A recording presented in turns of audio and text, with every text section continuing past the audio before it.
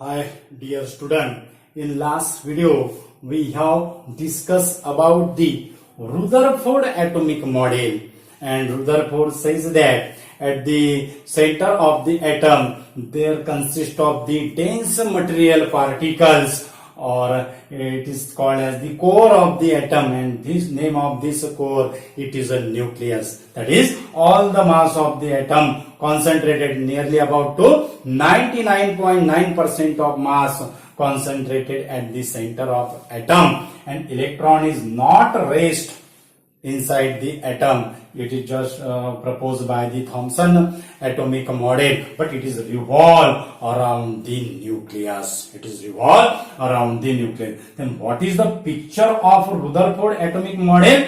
Rutherford atomic model का picture कैसा रहेगा? That is electron means, suppose it is atoms.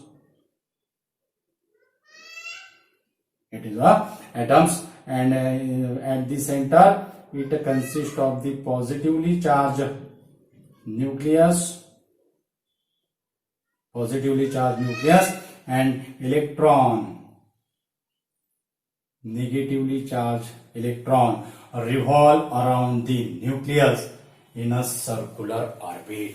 Revolve around the nucleus in a circular orbit, and there is a necessary to revolve electron around the nucleus in a circular orbit. If the electron is rest, if the electron are in rest position, अगर electron अगर rest position में अगर रहा, means this is attracted towards the nucleus and it is a collapse into the nucleus, so atom structure become unstable.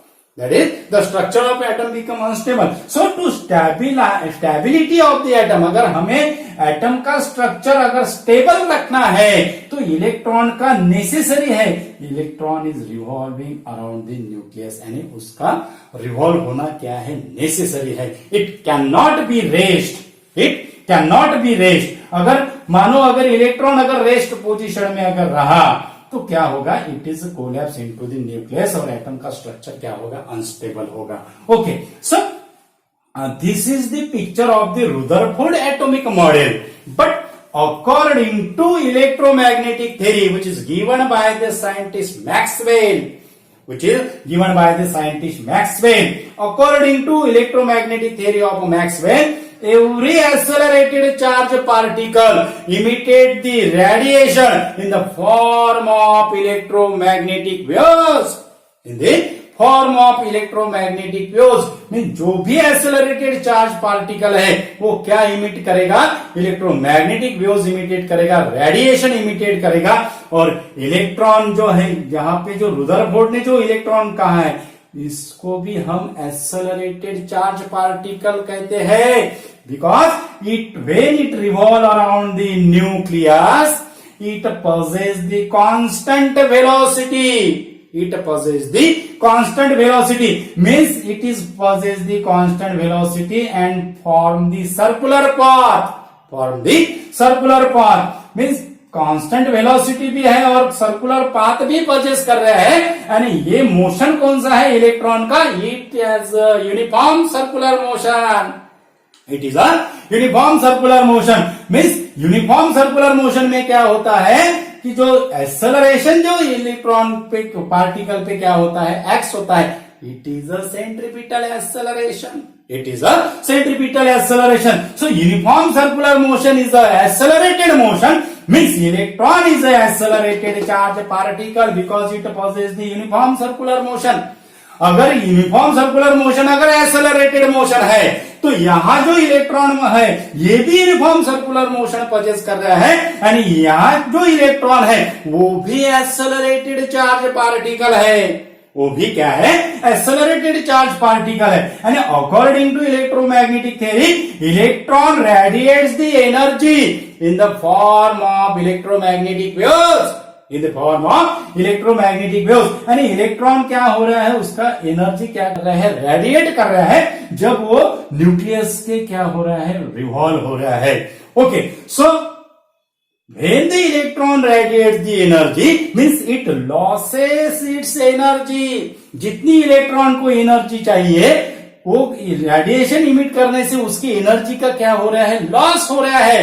और loss होने के कारण this electron continuously this electron does not revolves continuously in a circular path.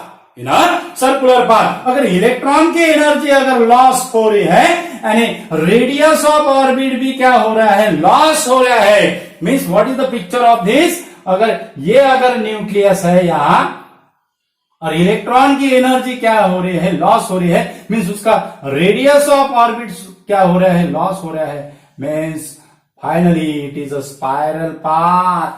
Finally it is a spiral path. ये है electron. It is a form the spiral path क्योंकि उसकी radius of orbit decrease हो रही है क्योंकि energy का loss हो रहा है. And it form the spiral path inward. It is spirally inward and it is it may be collapse into the nucleus. It may be collapse into the nucleus. Spiral path form करने के बाद वो क्या होगा, nucleus में क्या होगा, collapse होगा. उसकी एनर्जी का लॉस होके it is collapse into the nucleus. और एटम का स्ट्रक्चर क्या होगा, अनस्टेबल होगा. क्योंकि स्टेबिलिटी के लिए क्या होना है, इलेक्ट्रॉन का रिवॉल्व होना जरूरी है सर्कुलर ऑर्बिट में. लेकिन इलेक्ट्रोमैग्नेटिक थ्योरी क्या कह रहे हैं कि it may be collapse into the nucleus. So structure of atom become unstable. Structure of atom become unstable. और जहां इलेक्ट्रॉन कंटिन्यूअसली क्या हो रहा है, उसकी वेलोसिटी चेंज हो रही है यानी एंगुलर वेलोसिटी इलेक्ट्रॉन की क्या हो रही है, चेंज हो रही है. And the frequency of the revolution it is equal to the frequency of the emitted radiation. जो फ्रीक्वेंसी है रिवॉल्यूशन की, जो फ्रीक्वेंसी है वही फ्रीक्वेंसी रेडिएशन की क्या रहेगी, वही फ्रीक्वेंसी रहेगी. जो रेडिएशन इमिटेट करेगा इन the form of electromagnetic waves, वही फ्रीक्वेंसी उसकी भी रहेगी.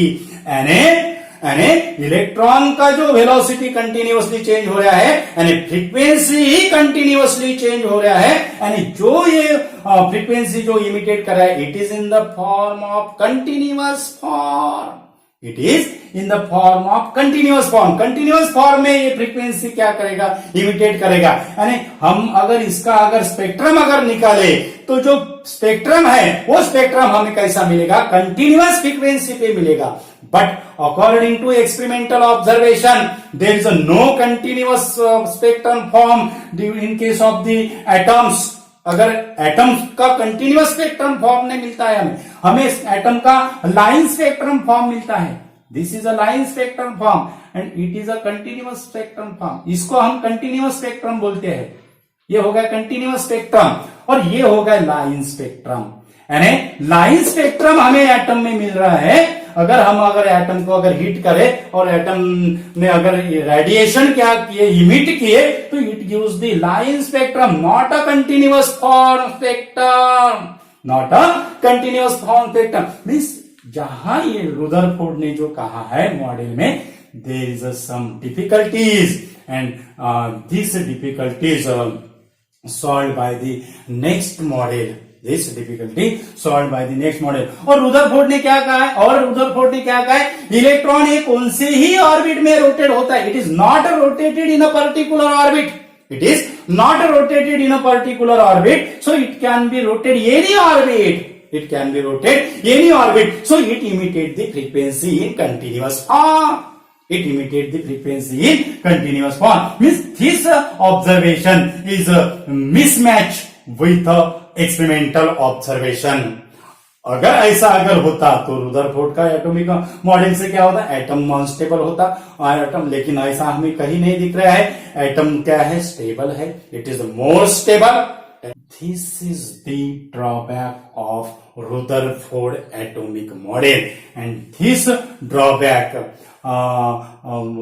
removed or this difficulties solved by the scientist Niels Bohr used the atomic model based on the quantum, that is the modern physics, based on the modern physics.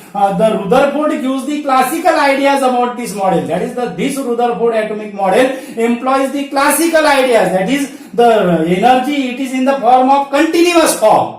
That is the energy radiated the electron in a continuous form. But next atomic model which is given by Niels Bohr, it is based on the modern physics, that is the quantum physics, and it is says that it is not in continuous form, but it is the discrete form. It is the discrete form. So this model in our next video in details. Thank you so much, dear student.